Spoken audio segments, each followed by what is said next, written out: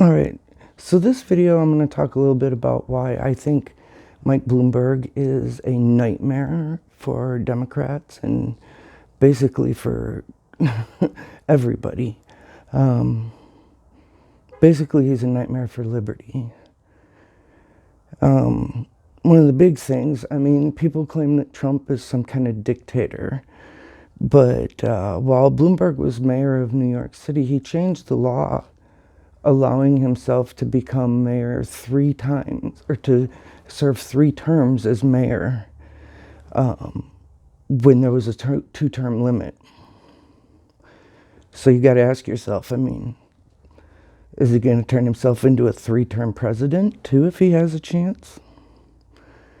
Now, there's 2 really big reasons why I think he's not a great guy. And one of them is, well, first of all, I find it suspicious that he was a Republican when he was mayor of New York City, and he just recently flipped to become a Democrat to run in this presidential election. So for the 12 years that he was mayor, there was, that's when the stop and frisk, the unconstitutional overuse of stop and frisk was going on in New York. Over 5 million people were searched in violation of their right to be free of unreasonable search and seizure.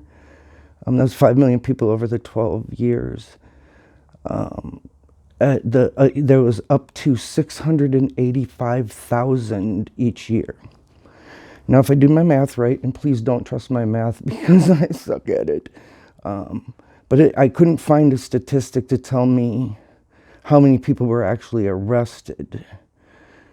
So I believe, but I found some other statistics that I hope my math works out. I think about 600,000 people were either fined or arrested during those years. So I found a statistic that there were 1,200 arrests per every 10,000 stops. You take 5 million divided by 10,000, that equals 600, and 600 times 1,200 is 600,000. It seems like it should be more than that, but anyway, yeah, so 500,000 people. And out of all those stops, only out of every 10,000 stops, there was a gun found in 14 of them. This had absolutely no effect on the crime rate. It was going down, but it continued to go down after de Blasio came in and started changing things. And really, I mean, it's dropped down to 10,000 people are stopped and frisked now per year in New York City. And the big thing is he still believes in this behind closed doors. I know there's the recording that says, it sounds racist. I don't know if the statistics are true. He's kind of got a point, but he seems like a racist who's using the statistics to get his way. But I know there was a recording where he said, you can take the same description for the victim or the perpetrator and, just Xerox it and hand it out. But I heard another recording that was much, much more recent where, he was kind of saying, publicly, I got to say that I think this was a mistake, which apparently he did. He apologized and said it was an awful thing for him to do and he didn't realize and da-da-da. But it sounds to me like behind closed doors, he still believes in this, this thing. I don't know what you call it. But and he feels like it was effective. He really believes that it brought the crime rate down. Maybe it did to an extent. But in my opinion, no matter what the race of the people are, the Terry stop or whatever it's called is what it's supposed to be.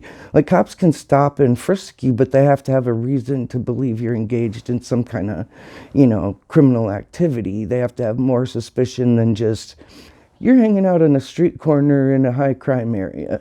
I mean, that's an unreasonable search and seizure. That's a blatant violation of your constitutional rights. One thing that he did that just, yeah, so double check my math. Anybody who got a higher than sixth grade math education, please double check that. But the statistics are right. It's just whether or not my math is wrong to get the final answer, whether or not the final answer is wrong. So there's no change in the crime rate. So to kind of switch topics just slightly for 1 second, there's one thing that just irks me because, and it's kind of petty, but it's petty for me to be bothered by it, and it was petty for him to do it, and that's trying so hard to take credit for, the cleanup and all that, the aftermath of 9/11 when, wasn't Giuliani mayor then? Yeah, but it wasn't Bloomberg. And you even see in his campaign ads how he's got, the little hard hat on and he's out there with the people after 9/11 and trying to, looking at plans or, whatever.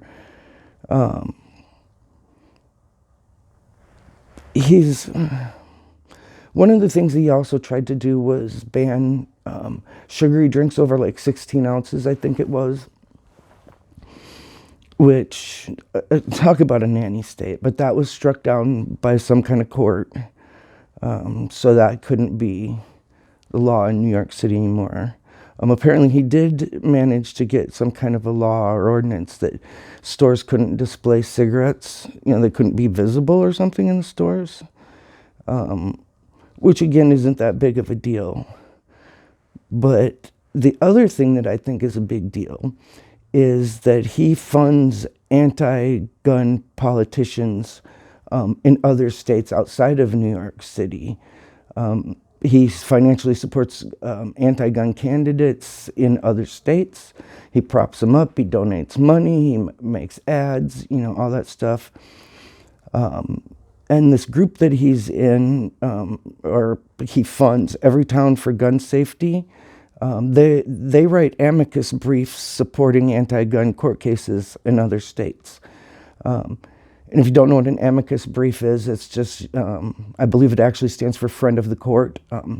So, somebody important or possibly influential can write to the judge in a court case and say, hey, I think that, this is my opinion on the matter, and I'd like you to see it that way too. So it's in support of one side or the other. Yeah, apparently his anti-gun organization has outspent, or it outspends the NRA, which apparently they spend a lot of money, but I don't know. I don't know much about them. I haven't really looked into it. But I did see a quote that they have outspent the NRA. Now, this is a quote from the website I was on. Everytown for Gun Safety is an American nonprofit organization which advocates for gun control and against gun violence. Everytown was created in 2013 when Mayors Against Illegal Guns and Moms Demand Action for Gun Sense in America joined forces. Everytown for Gun Safety is largely financed by Michael Bloomberg. So that's, I'm losing my daylight trying to do it without the fluorescence this time. So, like, he's just out there, and as a president, he's going to have a lot more influence on anti-Second Amendment laws and trying to strip away Second Amendment rights for people. He's a very anti-gun person, which is his right to be. But when you're that influential, you shouldn't be the only one who gets a say. And you shouldn't one person shouldn't be able to pay to have the Constitution, amended to take away our Second Amendment rights. Another thing, like, for any person who hates Trump but supports Bloomberg, that is like, I don't understand that, because he's every kind of bigoted pig they claim Trump is. You know, he's been accused of sexual harassment suits. He's filed or settled sexual harassment suits with non-disclosure agreements. There's been, you know, other things like that. His stop and frisk made him look racist, whether he was or not. It definitely made him look racist. And because of his policies, a lot of young black men went to jail, wrongly or rightly. A lot of young black men went to jail. At the very least, they had their Fourth Amendment rights violated. God, I suck at this. I think it's Fourth Amendment, unreasonable search and seizures. So a lot of, you know, and a lot of them went to jail anyway, the people who were stopped and frisked. You know, Trump has never done anything like that. I mean, he's president, and he's never done a single thing to pass any kind of law or try to pass any kind of law that has anything to do with, you know, targeting black people to violate their rights and have them put in jail. He actually signed the criminal justice reform bill, which I think is a big deal.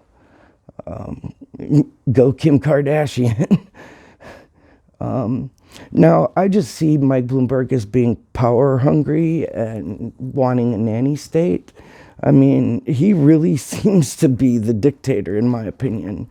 And I'm guessing this whole nanny state thing is probably why, because I was kind of surprised, why would the mayor of San Francisco, London Breed, she's their first black woman mayor, she's endorsed Bloomberg.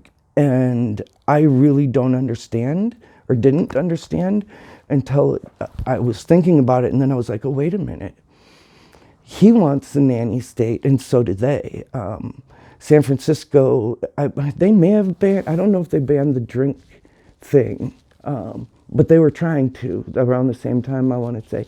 But they've banned plastic straws. A friend of mine on Facebook who still lives in San Francisco posted a picture of, you know, just like out the window at this little restaurant he was at downtown with, you know, his like finished food there too. But what struck me was in his glass where he had his soda or tea or whatever, his paper straw was like collapsing and pulling apart down through the middle. And I was just like, oh my God, that is so ridiculous. I know while I lived in San Francisco, they started charging you 10 cents for bags if you wanted to use a bag. And they banned them at grocery stores. The little mom and pop stores could still use plastic grocery bags, but like the Safeway and whatnot, they couldn't. That was another, you know, so that's, I don't know if he's done that or would think about doing something like that, but yeah, that was a way to try and get people to bring their own bags. So, you know, that was another one of the things that they did there. I know, God, 10 years ago, they made a law where pharmacies couldn't sell tobacco or alcohol, I think, at least tobacco. And so now that I'm back in the Midwest, it's every time I go into Walgreens, I'm kind of surprised because I see so much alcohol you know, sitting out, you know, little displays, and you know, the cigarettes are big as day behind the counter, which I think, I do think it's ironic that a pharmacy, a place where you go for health and wellness, sells cigarettes and alcohol, but people have to be 21 to buy it. At 21, you're a grown person. You're an adult at 18 by the law. So, yeah, I really think that Mike Bloomberg is a disaster. And if he gets the nomination, which, you know, if they really try and, I really don't support Bernie, but I have a feeling that the Democrats are going to steal the nomination from him again, because they're just not playing fair. But if Bloomberg gets the nomination, which he probably will if Bernie doesn't, the Democrats are going to be a sorry bunch, because I think there's a lot of them that feel the same way that I do, that like, this guy used to be a Republican and he wants to, do this and do that. Most people don't want somebody who's going to take away their rights. For some strange reason, the people on the far left want their rights taken away, but generally people usually want more rights, and don't want to give them up. I'm not one who's willing to give my rights up. So I just really think he's going to be a disaster. The stop and frisk thing is going to haunt him. Like, I don't think he's ever going to get out from under that, no matter how many times he says he's sorry and, tries to humbly say how, he's learned now that how wrong that was. And he's a disaster. I guess I don't know what else to say. I definitely would not vote for him. I'm going to tell you what, I don't want to vote for Trump because I don't like him. I don't agree with a lot of his policies and different things. I mean, he's a conservative, and I'm really not. I'm not a conservative. Nothing wrong with being a conservative. I just don't happen to be one. Lost my train of thought again. But Trump...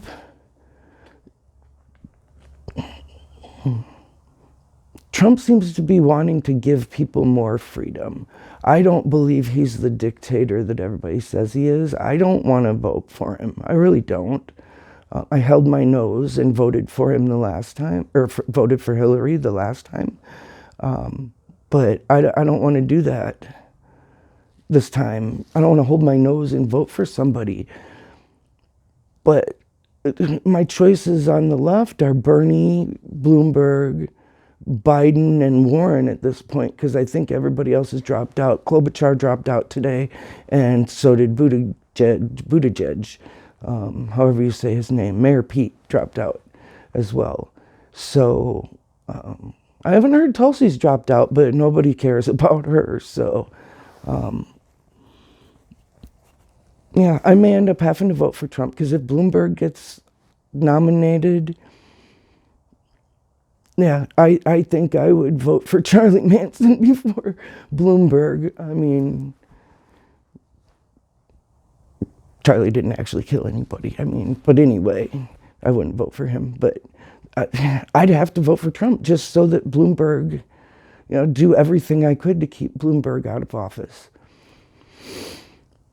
He was already mayor of New York City for far too long. He took complete advantage. He walked in there and became a dictator. He truly did. People say on the left want to say that Trump's a dictator, but if you actually take a look at the things that Bloomberg has done, he behaves like a dictator. So yeah, I think that's all I have to say about this subject, but it's one that's been on my mind. I'd love to hear what other people think. Drop a few comments. I've had some comments on my couple other videos that I've found interesting. Learned some things from people. So let me know what you think about this. Especially if you're a liberal, like, what do you think of Bloomberg? I have a feeling the right hates him too, but yeah, let me know what you think. I'd love to hear your thoughts. And yeah, that's all I got to say.